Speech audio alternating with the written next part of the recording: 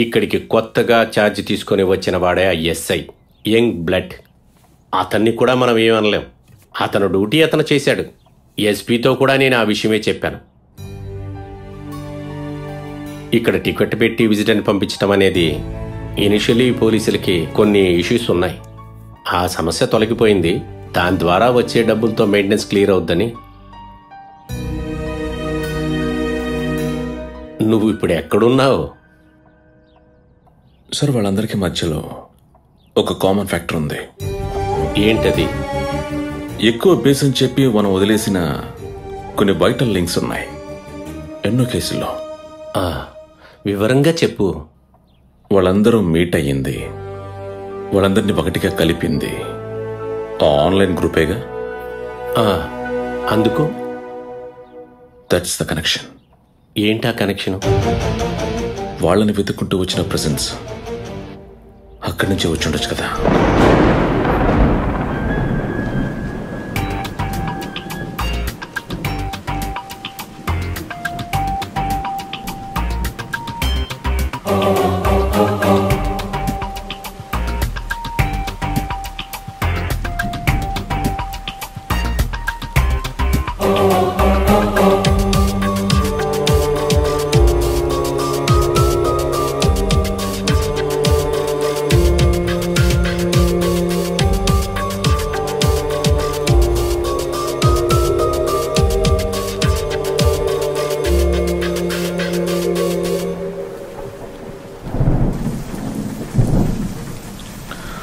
Hello మీరా.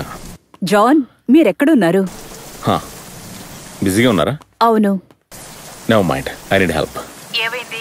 నాకు ఒక Facebook group details కావాలి at a list. Cyber crime ని విచారించడానికి మేమున్నాం కదా, అందులో మెంటలిస్ట్ ఏం పని? Hey, I'm serious. Okay. And enquiries నేను మెయిల్ చేస్తాను. అలాగే కరెక్ట్ ఇన్ఫర్మేషన్ ఇవ్వడానికి ప్రయత్నించండి. రేపు by the end of the day. Is that okay? Okay, fine.